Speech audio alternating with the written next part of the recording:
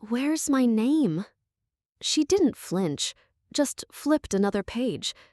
"You don't need it anymore," she said softly. "It's all in the family." The papers on the table were warm from sunlight, but the air between us had gone cold. It was a copy of the land deed, the one from my parents, the last thing they gave me, the last thing with my name on it. Except, now, it wasn't. It was gone, erased like it had never been there. Her hands were steady, her tea untouched. Mine had gone bitter in the cup, cooling while I sat in silence. She didn't raise her voice, she didn't scold me. That wasn't her way. She smiled, the kind of smile that doesn't move the eyes. "You're part of this house now. Your name is ours." But I wasn't sitting at that table like someone who belonged. I was sitting like someone being written out. The fan creaked overhead. Outside, a rooster called. Somewhere nearby, someone was hanging laundry in the sun. I sat there, silent, staring at the paper that once held me, and no longer did. And in that moment, I knew. She never called me daughter to include me. She called me daughter to disarm me. The land wasn't big, just over 300 square meters, on the edge of the village where the trees grew taller than the roofs and the air still smelled like guava leaves after rain. It had been my father's pride, my mother's worry, my childhood. And after they passed, one after the other, like a cruel echo, it became mine. They left it to me, not us, not the family, me. When I brought the red so-hung home, my husband said, "We'll take care of it together." He didn't touch it, just looked at it like it was heavy. His mother said, "It should be in the family's name, less trouble that way." She poured me tea as she said it, jasmine, hot, sweet. She looked me in the eye and said, "You're our daughter now." I believed her. I wanted to believe her. After months of grief, I needed to feel part of something again. I needed a roof that felt like it belonged to me, even if it wasn't mine. The first paper I signed wasn't labeled clearly. She said it was just to merge utilities and make things easier. I didn't read every line. I trusted the tone in her voice, the way she called me Kongai, the way she touched my hand gently like a mother would. I didn't know then that sweetness could be weaponized. They said we'd build something together, a homestay, a tea shop, something simple.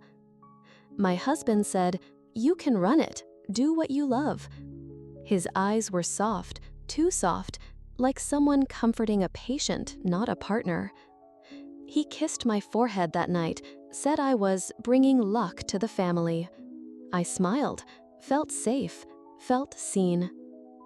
Weeks passed. We cleared the land, chopped the wild brush, burned old branches in quiet piles. I took pictures, showed them to my sister in the city. She said, "Are you sure your name's still on everything?" I laughed. Of course it was. I had signed nothing major, or so I thought. One morning, a man came to measure the plot. I asked who he was. My mother-in-law said, "He's from the planning office." My husband said, "Don't worry, we're just getting things ready." I said, "But I didn't ask for anything." They smiled. "Don't stress," she said. "We're taking care of it." The construction talk began. Floor plans I hadn't approved, costs I hadn't seen, names I didn't recognize being brought in. Every time I asked something, the answer was the same. It's for us. Then one night, I overheard the brother-in-law on the phone. "She thinks it's still hers. It's easier that way." He laughed. I stood in the kitchen holding a bowl of soup I no longer wanted. The next day, I asked about the deed. My husband said, "It's safe, don't worry." My mother-in-law said, "Why are you asking? Don't you trust your own family?" I froze, because those words weren't loving, they were leverage. The next week, the planning officer came again. He greeted everyone politely, then turned to me. "Are you still part of the title?" I blinked. He looked confused. "Oh," he said, "I thought the land belongs to Mr. Ving now." I didn't cry. Not then. I waited. I went to the land office alone. They looked up the documents, pulled out the current ownership certificate, and handed it to me as if it wouldn't break me in half. There were only 2 names, my husband's, his mother's, not mine, not anywhere. The woman behind the counter asked if I wanted to request a copy. I nodded, then walked out with it in my bag, like walking with a death notice. At home, I made dinner, didn't say a word. They didn't ask, as if my silence meant agreement, as if erasing me was something they thought I'd thank them for. I found the older documents that night, the ones my parents left. I laid them out on the bed, one with my name in bold, in ink, signed with my mother's careful hand, another with my name slowly slipping off the page, and finally, nothing, just theirs. I stayed quiet for 3 days, cooked, cleaned, folded laundry. I watched how they moved, how they looked at me without looking at me. I wasn't family anymore. I was utility, a placeholder, the girl who grieved quietly enough to steal from. On the 4th day, my husband asked, "What's wrong?" I looked at him, really looked. He had new shoes, a new phone. He'd started wearing cologne again. All this while I stopped replacing socks and shampoo. I said, "Nothing's wrong," because now it was time for things to finally break. I went to see a lawyer, didn't tell anyone, didn't even bring my real name at first, just asked questions. How do you prove forgery? What if she said it was for the family? What if I didn't know what I was signing? He didn't flinch, just nodded, said, "You're not the first." I started collecting things, receipts, texts, messages that seemed like nothing, screenshots, bank statements, witnesses, and silence. So much silence, because silence, I learned, is sharper than rage when you know what you're doing. The last conversation I had before everything changed wasn't with my husband. It was with my reflection. I looked at myself and said, "You were never stupid. You were trusting. They counted on that. But they forgot. A woman who keeps quiet isn't weak. She's watching." They started including me again, slowly. At first, it was small things. Would I prefer a tile roof or a tin one? Should the front of the house face the street or the garden?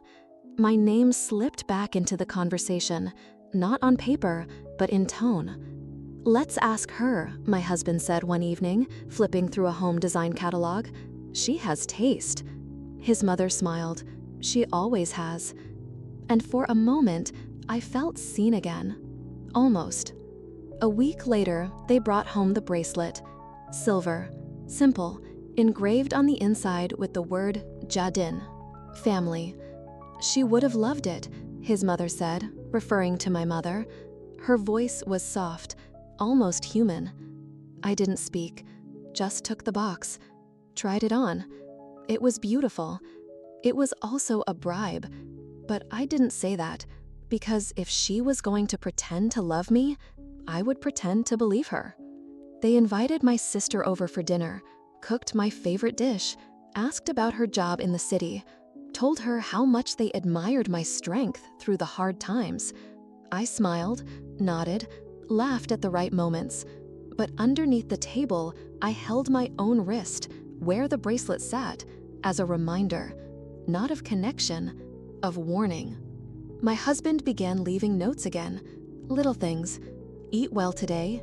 Proud of you. let's build something together. He started sending photos of tiles and light fixtures to my phone, said things like, "Which do you like best?" He even called me M again. It had been months.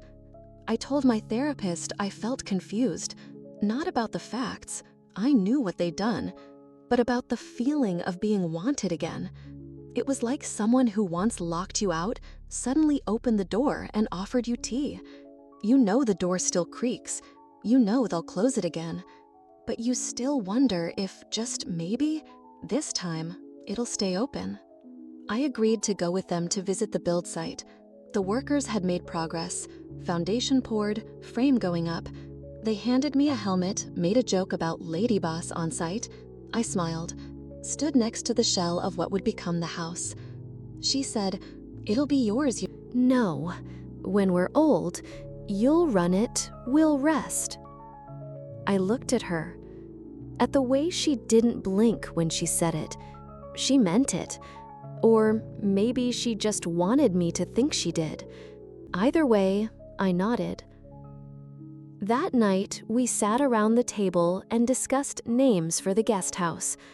Villa Hualan, she suggested. He liked Ocean Breeze. We were nowhere near the ocean. I said nothing, just watched the way they joked with each other, the way they turned to me and waited. I tried Lunk, silence. They laughed, said it sounded poetic. They didn't know how honest it was. For a moment, I let myself imagine it.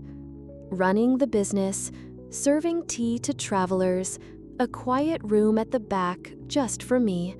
No more lawyers, no more worry, no more folders filled with forged things. Just me, in a life that finally fit.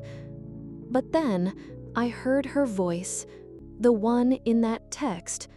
Let her believe it's still hers. And the match went out.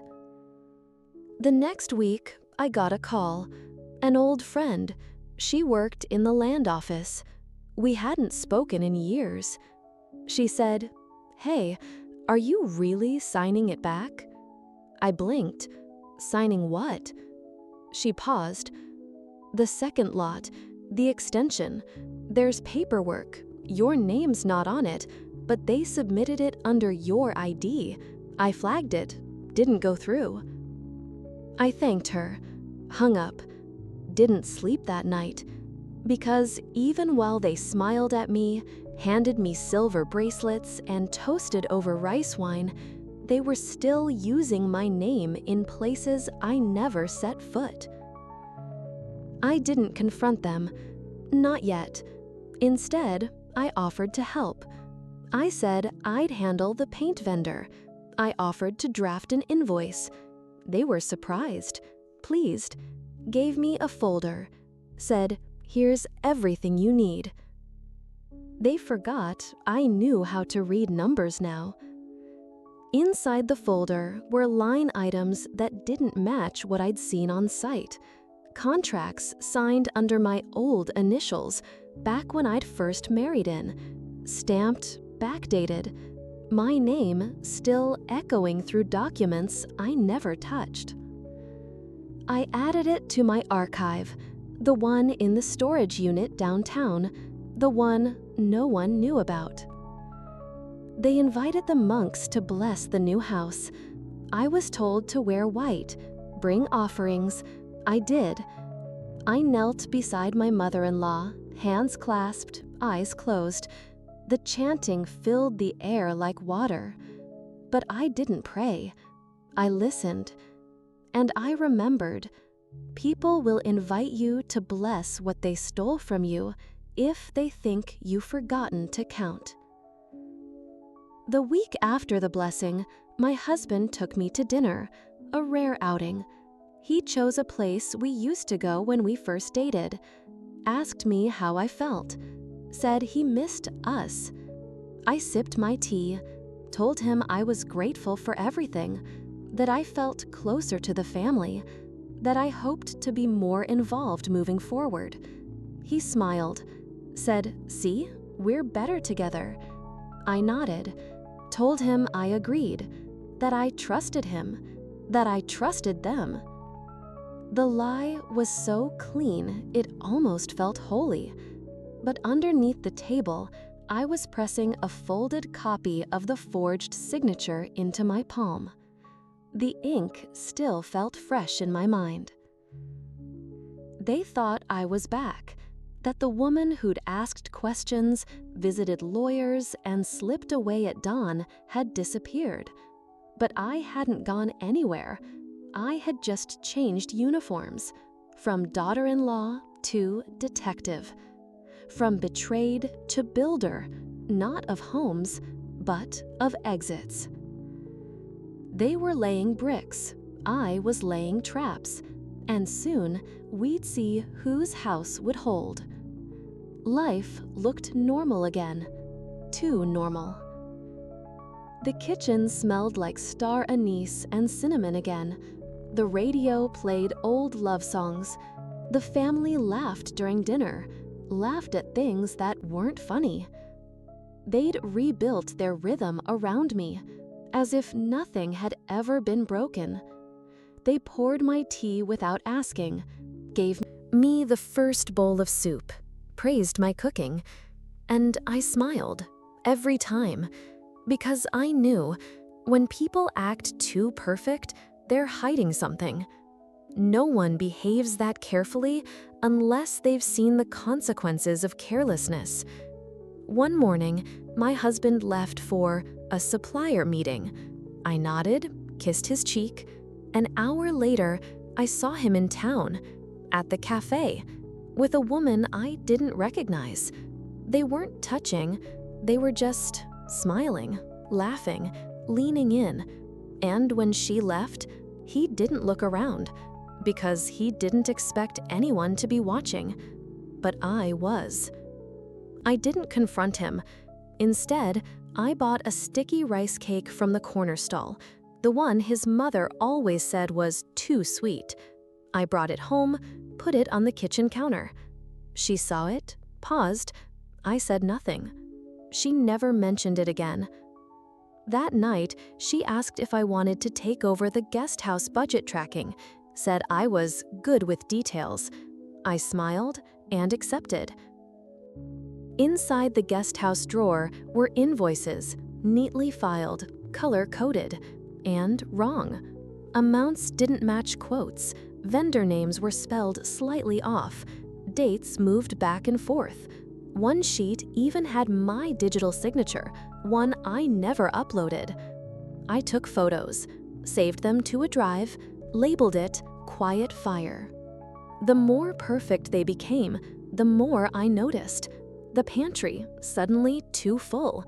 The laundry, folded by someone else.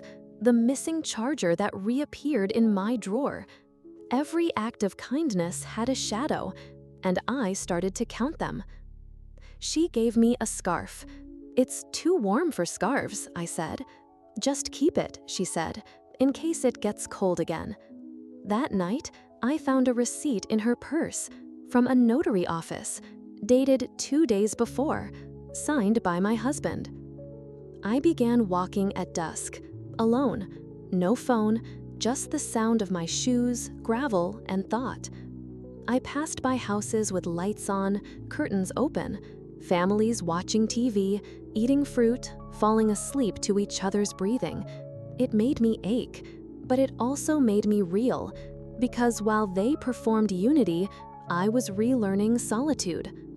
At home, they asked less and less, stopped saying we, started saying they. Subtle, but I heard it.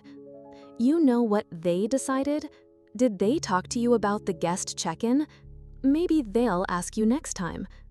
And just like that, I was on the outside again, still in the house, but already departed. The only person who saw me clearly was the delivery man. He knocked one day and handed me a package. He looked tired. "You okay?" he asked. I nodded. He held my gaze for a moment, then said, "I hope whatever they're doing, you're one step ahead." I didn't reply, just closed the door and smiled, Because for the first time in months, someone spoke to me like I wasn't a ghost. At night, I lay in bed and imagined the walls whispering, not in fear, in warning, like they'd seen this before, like they knew the pattern. And maybe I did too. People think betrayal is loud, that it screams, but mine hummed through the rice cooker, the printer, the careful way my husband folded my blanket, but not once looked me in the eye. I sat with his mother one afternoon, shell and beans. She hummed softly, said, "You've really become one of us." I asked, "Do you think I ever had a choice?" She stopped humming, then smiled, and offered me more beans. They didn't want me gone. They wanted me docile, still here but emptied. A woman who remembered her place, a daughter-in-law in name only, a signature without a spine. But what they didn't realize was I was learning to breathe through the lie, to stretch in silence, to see through every gesture. He bought me a dress, soft blue. I hadn't worn blue in years. He said, "I saw it and thought of you." I looked at the tag. It was one size too small. He didn't know, because he hadn't looked at me in months. Not really. Not since he started planning life without me.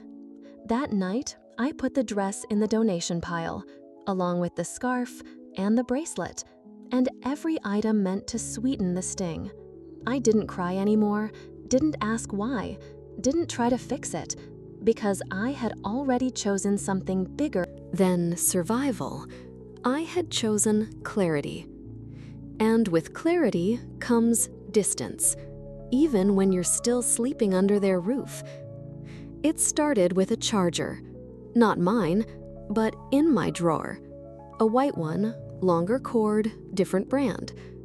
When I plugged it in, my phone lit up and buzzed twice. Once with a text, once with a strange Bluetooth name that popped up on screen. Vin's laptop. I wasn't using his laptop. I hadn't even touched it. But the signal had connected automatically, like it remembered me, or someone expected I'd be near it. That night, I checked the cabinet. His work bag was still there, but the lock on it had changed. Subtle, not broken, just replaced, like someone trying to hide something but still pretending they weren't. 2 days later, I went to the building site, alone. The crew was gone for lunch. Inside the storage shed was a set of laminated documents, site plans, property extension permits, vendor contacts. One page was labeled Amendment 3, Transfer Intent 2024. It had a signature, mine. Wrong. The loops in the name were too clean, too practiced. I never signed it. I took photos, sent them to a burner email I'd created 2 months ago, labeled them Echo 1. That night at dinner, I watched them pass the fish around like a ritual. No one asked how my day was. No one noticed that I was quiet. They assumed I was exhausted or content, which meant they weren't watching me anymore. They thought I'd stopped fighting. The next morning, I tested something. I asked my husband where the paper with the tiles went. He looked confused. Which paper? I watched his eyes. They darted. I said, "You know, the one I signed with the estimate?" He nodded too fast. "Oh, that one. I think your mother filed it." Wrong answer. I never signed an estimate. Not for tiles, not for anything. Later, I went into her room while she was watering plants, found the folder, found the estimate, found the signature again. Mine, but not mine. This time, I traced it onto transparent paper, matched it with an older signature from a school permission slip from years ago. The loop on the N was off. My hand slanted upward. This one slanted down. Whoever forged it hadn't seen enough real samples. They just guessed, and their guess would be their undoing. I went to the local copy shop. The woman there, older, with ink-stained fingers, remembered me. She said, "You want these copied?" I nodded. She looked at the documents, then at me, then just said, "You be careful, okay?" No questions, just concern. Real, rare. That night, I made a list. Them, Vin, his mother, notary office woman, cousin Lynn. Evidence, fake signature on extension, text chain I screenshotted, 2 receipts with incorrect names, email from my friend at the land office, audio from a voice note saved on my burner phone. Yes, I had started recording, not everything, but the important parts. Like when his mother said, "She'll calm down again." Like when Vin muttered, "It's done anyway, doesn't matter what she knows." They said these things in passing, carelessly, because people who think they've won always stop whispering. I started keeping a journal. Every day, I logged what was said, what was signed, what changed. I even made diagrams, circles connecting names, dates, documents. I wasn't paranoid. I was prepared. But the moment that truly broke me came quietly, at night. I couldn't sleep, walked into the living room. The TV was on, low volume, a drama. Vin was asleep on the couch. His phone screen lit up beside him. A message. "She doesn't suspect. Give me a few weeks." From Lan, host lead. I didn't know a Lan. I picked up the phone, didn't unlock it, just looked at the preview. There were 5 more messages above it. I put it down, sat in the armchair, looked at the man I'd once fought to build a life with, and saw a stranger. No rage, just void. I walked back to our room, packed a second bag, not to leave, just to be ready. Because now I knew this wasn't about mistrust. This was theft. Of land, of time, of identity, and of peace. The next day, I went to the temple. Sat quietly. Didn't light incense. Didn't chant. Just stared at the floor and whispered to the ancestors in my head. They think I'm sleeping, but I'm not. And when I rise, it will not be with fire. It will be with evidence. I found the folder by accident, or maybe it was time. It was in the 3rd drawer of his desk, the one he always said was just for receipts. The key was still warm when I touched it. He had just left for the supplier conference. I had an hour, maybe 2. I opened it, and everything changed. Inside were documents I hadn't seen before. Not hidden, just assumed I'd never look for them. Bank transfers, emails printed out, full chains, property resale projections, an offer letter from a real estate company in Dalat, subject to full transfer of asset from wife to husband, projected Q3. They'd even done cash flow planning.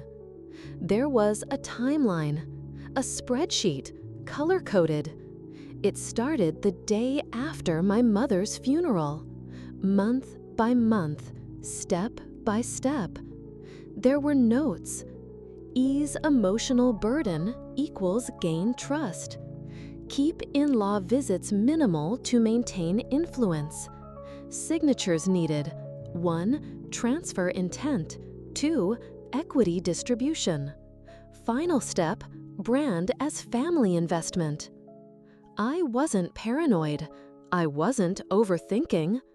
I was a project, a plan, a line item in a file called FH Phase 2. I looked at the bottom of the sheet. In bold, priority, maintain peace until Q4. No conflict. Keep her quiet. I don't remember standing, don't remember breathing. Only the sound of my heartbeat, not like a drum, but like someone knocking from the inside. Let me out. Let me see. There were voice notes, a USB stick.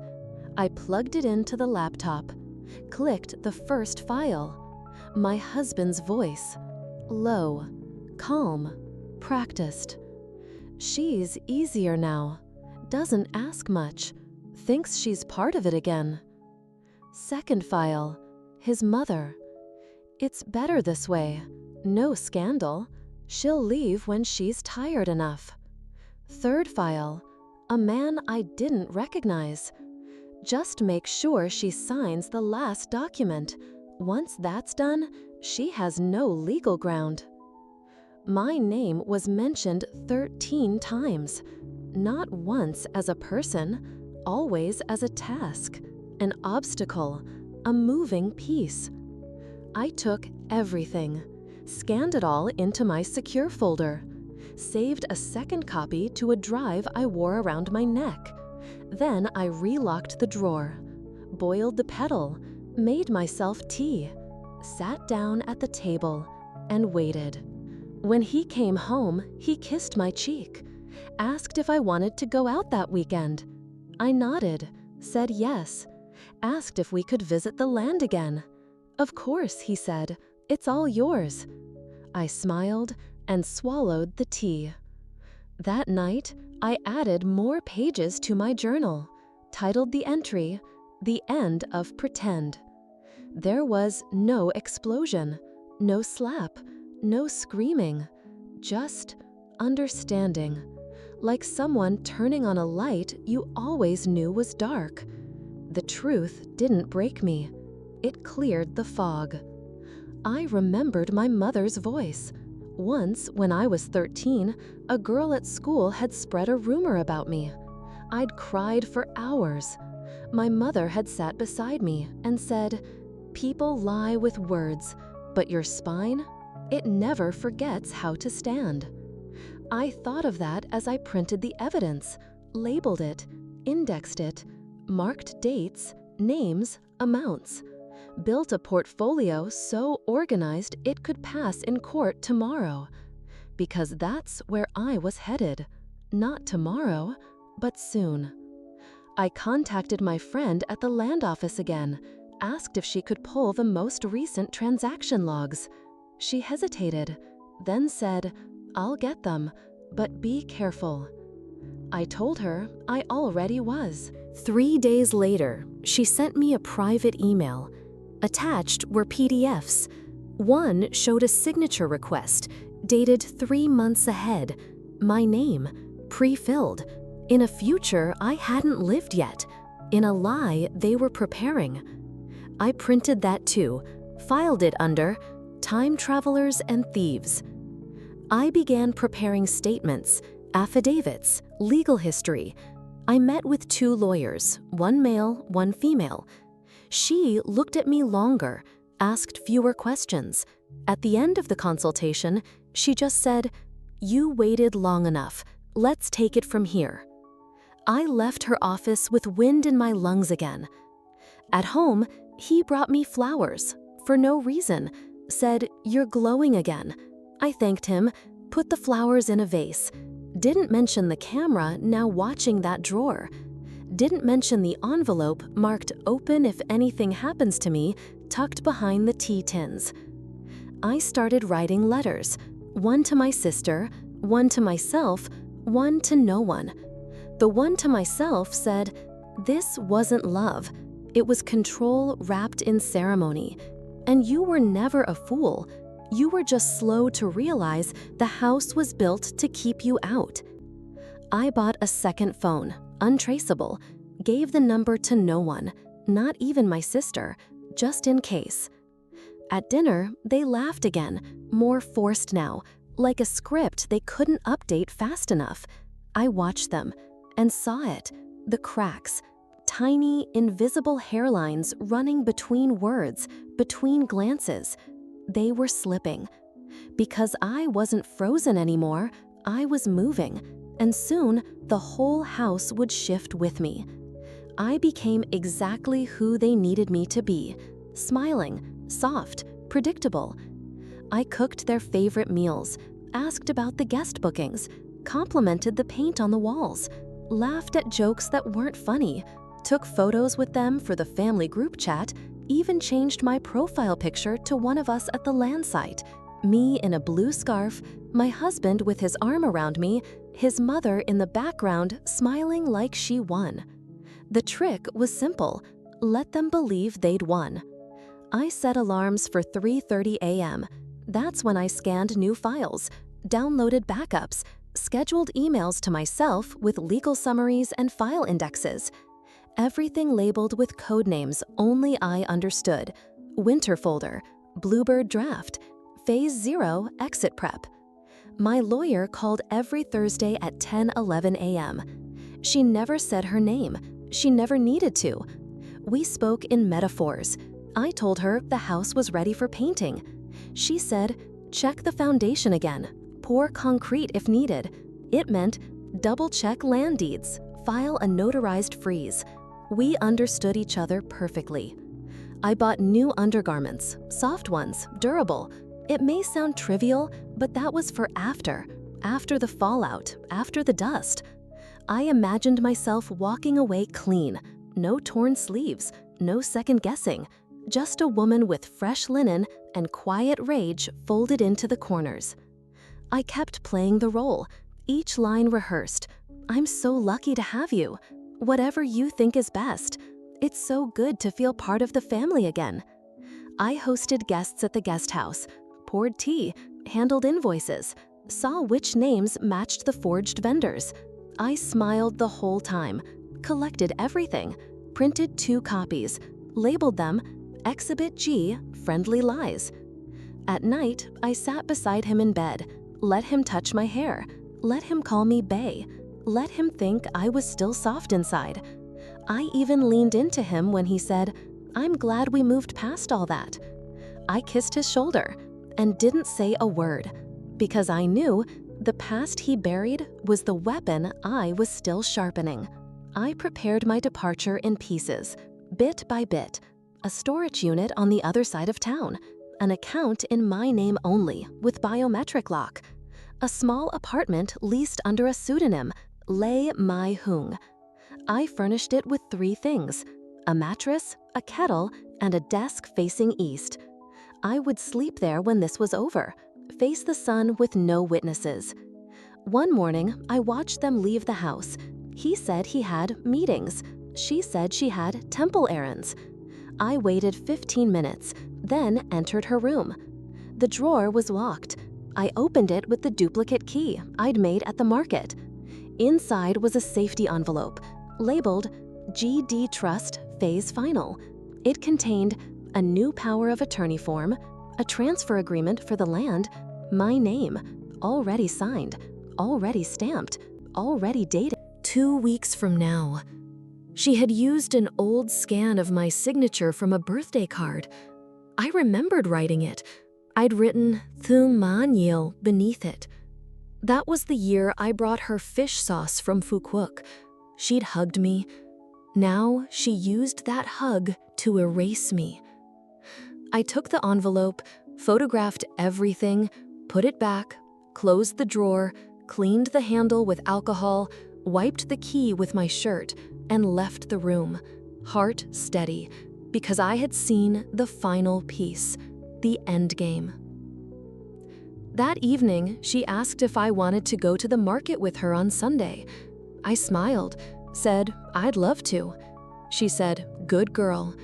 I held her hand for a second longer than I needed to, and she thought it meant I'd forgiven her. But it meant, you will not see the knife until it's already done. I bought a new notebook, not for evidence, not for journaling, for inventory of myself, who I had been, who I was now, what I would never be again. Page 1. Things I will never do again. 1. Sign anything without reading it. 2. Believe family without proof. 3. Apologize for being suspicious. 4. Assume love means safety. 5. Call manipulation forgiveness. One night, he asked me, "Are you okay?" I looked up from my tea, said, "Yes, I'm better now." He smiled, said, "You're glowing." And for once, he was right, because clarity glows, even when it's cold. I cleaned the guest house bathroom that week, scrubbed tile, emptied shelves, then quietly unscrewed the cover behind the mirror, placed a flash drive there, sealed it again. Inside, all documents, all recordings, a copy of my last will. If anything happened, that mirror would speak for me. People say revenge is fire, but mine was frost, quiet, sharp, undeniable. I scheduled one final thing, a notarized cease and desist order. It would arrive the day before the final document they faked would be filed. Legal whiplash, strategic interruption, delivered with the precision of someone who no longer hoped to be loved, only respected. They thought they'd written the ending, but I'd rewritten the script, in ink too dark to ignore. The morning of the strike, it rained. Not a storm, just that kind of slow, sideways rain that soaks everything before you even notice. I liked it. It reminded me of how I'd been betrayed, quiet, creeping, inevitable. I wore the blue dress, the one he gave me months ago, one size too small. It finally fit, not because I had lost weight, but because I'd shed everything that didn't belong to me. His expectations, her guilt games, their definition of family, gone. At 9 a.m., the letter was delivered, registered courier, signed at the gate by the maid. She didn't read the name on the envelope, didn't know she was handing over a grenade. Inside was the official cease and desist, signed by my lawyer, stamped by the land office, stating clearly, any further use of Miss N's name, signature, digital authorization, or inherited assets without legal consent will be treated as fraud, prosecuted to the fullest extent under civil and criminal law. No flowery words, no apologies, just fact. At 9:17, my phone rang. It was him. I didn't answer. At 9:22, he texted, "What is this?" I didn't reply. By 10 a.m., my lawyer confirmed receipt was verified by 2 witnesses. We'd covered everything: chain of custody, digital backups, delivery footage. They couldn't say they didn't know. At 11:30 a.m., the real estate office called him, asked why a flagged parcel of land was still being marketed online.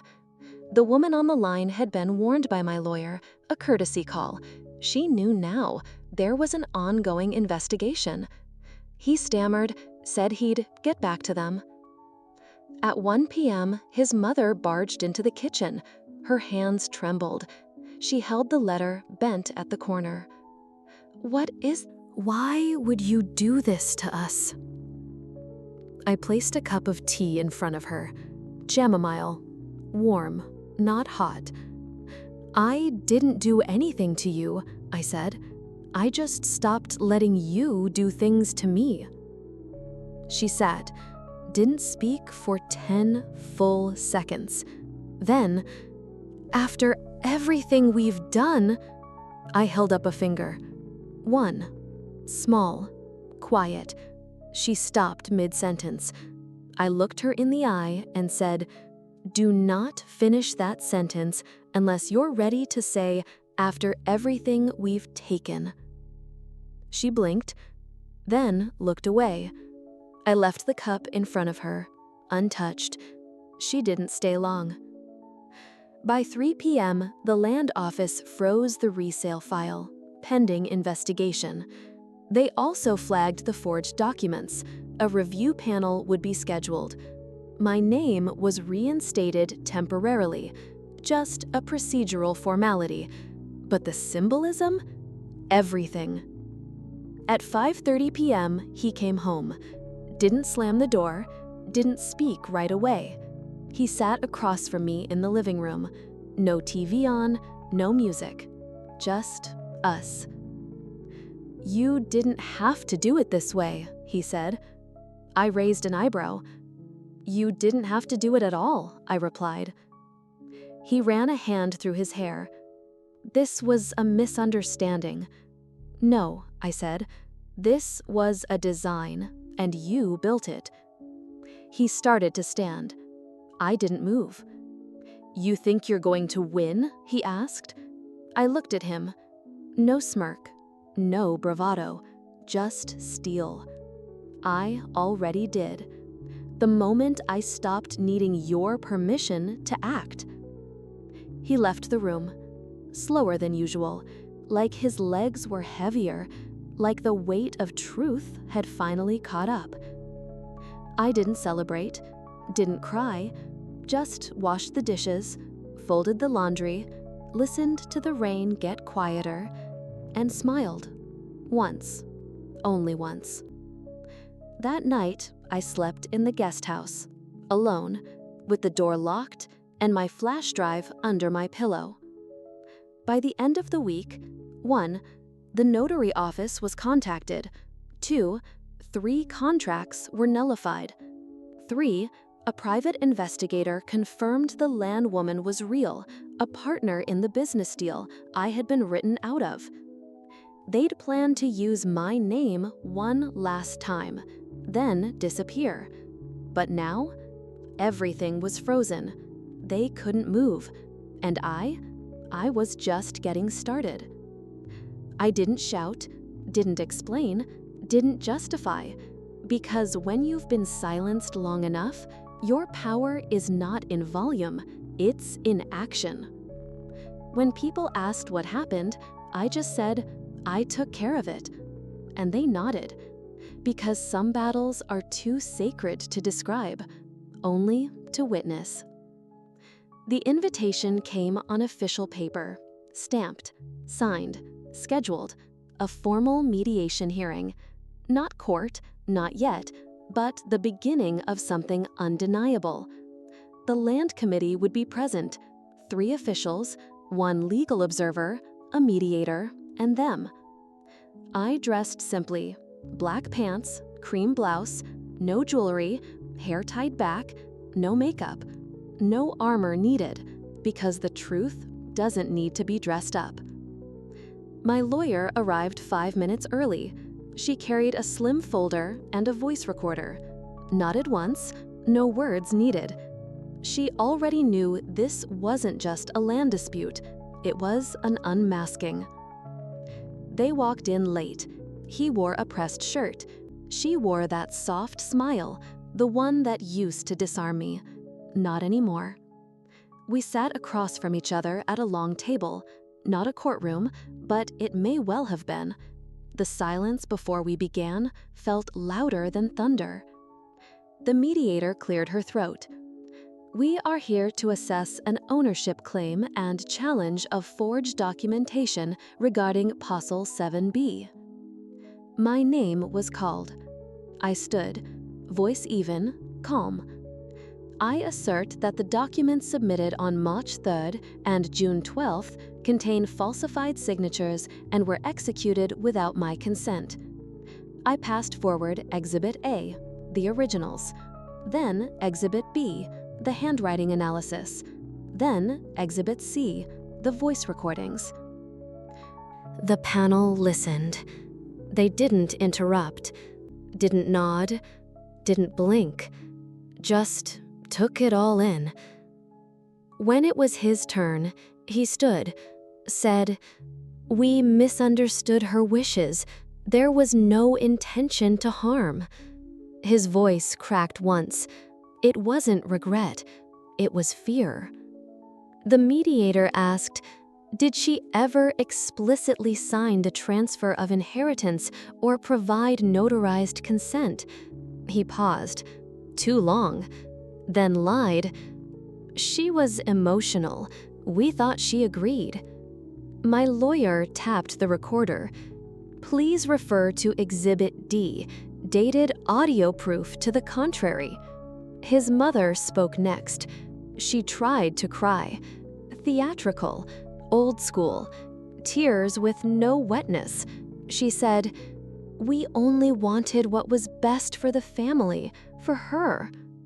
The committee didn't flinch, because Exhibit E showed the planned resale of the property to a buyer in Da Nang. Date, 1 month from now. Listing description, private land, no disputes, sole ownership under seller's name. That seller wasn't me. Then came the final blow, a copy of the power of attorney form, with my forged signature, and beside it, the birthday card from 2 years ago, same loops, same angle, matched by a handwriting expert, undeniable. One official murmured, "Intentional replication." Another wrote, "Class C fraud, Article 29. I didn't even know what those numbers meant. I just knew they were sinking. Finally, the mediator asked if I had any closing remarks. I stood, spoke clearly. This isn't about money. It's about being erased, about how people use kindness as currency, about how easy it is to remove a woman's name when she's quiet. I sat down, nothing more, because truth, when whole, doesn't need performance. They tried to speak again, to explain, but the room had shifted. Power isn't always volume. Sometimes it's the silence that follows your words when no one dares interrupt. The session ended, findings submitted for legal review, land transfer frozen indefinitely, forgery submitted for investigation. I walked out before they did, not in haste, in peace. I didn't look back, didn't need to, because their faces, pale, still, collapsed behind forced smiles, where justice wasn't loud, it was precise. Outside, the air smelled like dust after rain, like something had been broken open and was finally breathing again. I didn't go home. I went to the small apartment I'd rented weeks ago, boiled water, made rice, ate in silence. It was the best meal I'd had in months. The next day, the village knew, not from me, but from the letter sent to the community registry, updating ownership status, stating fraud was under review. It said my name, my full name, bold, legal, unshakable. Neighbors nodded at me differently now, some with guilt, some with quiet admiration. One woman brought me lotus seeds, said nothing, just pressed the bag into my hands. I nodded. That was enough. He called 3 times that week. I didn't answer. He sent a message, "You've changed." I didn't reply. But if I had, I would have said, "No, I just stopped trying to deserve what should have been mine from the beginning." I didn't throw a party, didn't post anything online, didn't light incense or burn offerings to thank the ancestors. I just moved out, quietly. The apartment was small, 1 room, a balcony that caught the morning sun around 6:20. It had no TV, no couch, just a desk, a shelf, and silence. A silence I hadn't known since before I got married. And this time, it wasn't loneliness, it was space. The first morning I woke up there, I didn't rush, didn't fold someone else's clothes, didn't make tea for anyone else first. I just sat on the floor, back against the wall, and breathed. The windows were open. I could hear traffic, distant, not chaotic, and birds. God, the birds. I hadn't noticed how loud they were, because for so long, my life had been louder. I started walking every morning. Not far, just the block, sometimes 2, sometimes with a book in hand. I didn't need to read it. I just liked having something to hold that wasn't responsibility. I visited the market at 8:30, bought the same vegetables my mother once taught me to cook with, took my time picking mangoes, felt the skin, not just the price. An old woman offered me basil for free, said I looked calm. I thanked her. She didn't ask where I came from. She didn't care. That was the gift. I placed a photo of my parents on the shelf. No altar, no frame, just them, smiling, back when I still believed being a good daughter would be enough to protect me. Now, I didn't need protecting. I needed remembering. I worked from home, editing manuscripts for a small publisher, books written by people who had things to say, not always beautiful, not always brilliant, but honest. It fit me. Not glamorous, but steady, clear, like the life I was slowly stitching together, one quiet act at a time. Sometimes I still caught myself listening for them, for his key in the door, for her voice in the hallway, for the cautious dread in my own chest. But it passed faster now, more memory than reflex. One evening, I took the last document, the fake signature form, and burned it. Not out of rage, not as a ritual, just because it no longer belonged in my home. Ash flaked into the sink. I washed it down with jasmine-scented soap and exhaled. I didn't need revenge, didn't need forgiveness. I just needed a new calendar. I planted herbs on the balcony, just 5 pots: mint, basil, chives, lemongrass, perilla. Not much, but enough. They grew fast, healthier than I expected, like the roots knew they were finally free. I kept a notebook, this time not for evidence, but for truths, short ones, 1 per day, things I would no longer forget. Page 1. It's okay to start over, even if no one claps. Page 7. Being quiet was not my mistake. Thinking they'd hear me anyway was. Page 13. Peace is not the absence of people, it's the absence of pretending. I saw my sister. She brought me jackfruit and old letters from our mother. We sat on the floor and laughed about the past. She looked at my face for a long time and said, "You look like yourself again." I didn't realize I'd lost her. The land? Still mine, pending full resolution. But I wasn't rushing. Let the process unfold. Let them squirm. That chapter was written in ink, but I was writing in soil now, in sunlight. One morning, I got a message from a woman I didn't know. She wrote, "I heard what you did. Thank you. You made me brave enough to ask where my own name went." I didn't respond, just read it 3 times, then added to my notebook. Truth doesn't echo loud, but it echoes long.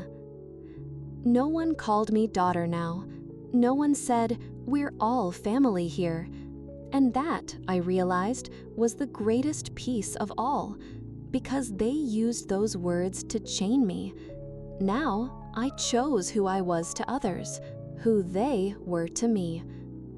Sometimes I made tea for myself and placed a second cup beside the window. Not for anyone, just to remind myself, I am enough to deserve company, even if it's only my own.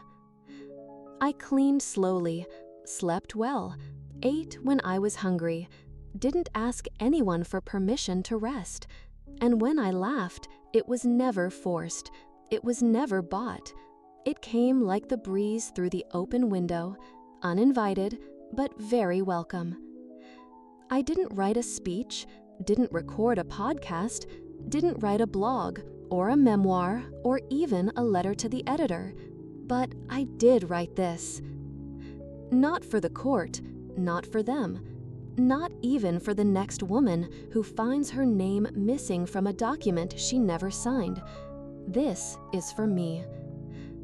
The woman who sat through betrayal with her mouth closed and her hands open. The woman who once thought being grateful meant being silent. The woman who smiled through 1,000 red flags and called it peacekeeping. I write this for her, for me, because I see her now, and I believe her. People asked what happened, even now, months later. They want the short version, the juicy version, the ending. I say, it was never about one moment. It was a slow undoing, then a quiet rebuild. And somewhere between those two, I found my voice again. It wasn't loud. It didn't arrive in rage. It came in the moment I stopped asking, will they understand? And started saying, I understand enough to walk away. There were things I never got to say, so I'll say them here. To no one, to everyone. To my husband, you mistook my stillness for submission.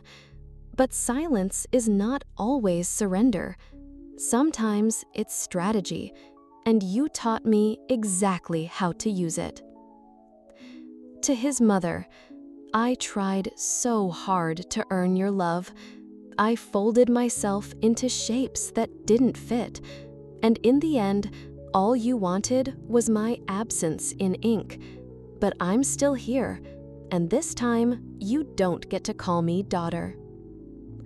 To myself, I forgive you for staying too long, for trying too hard, for thinking love required sacrifice, especially of your name. Now, I live in a home that holds my voice in every corner, not just in its papers, but in its peace. I eat when I'm hungry. I rest without guilt. I make tea at night and drink it slowly, not like a chore, but like a choice. I no longer flinch when someone says family, because I've redefined it. Family is not who claims you in public, it's who protects your absence when you're not in the room. There are no monuments for quiet women who saved themselves, no medals, no headlines. But we exist, and we remember each other, in the way we hold eye contact a second longer, in the way we ask, are you okay? And really mean it, in the way we never again sign anything we haven't read. I look in the mirror now and see a woman I trust. She's not perfect, but she's mine. And after everything I've lost, that word, mine, feels sacred. My name is on the deed. My breath is in this space. My past does not disqualify me. It clarifies me. I no longer whisper when I speak. I no longer explain my value. I no longer make room for people who shrink me to fit their version of home. This is my house, my story, my voice, and I'm never giving any of them away again. Final line. I am not your daughter. I am my own.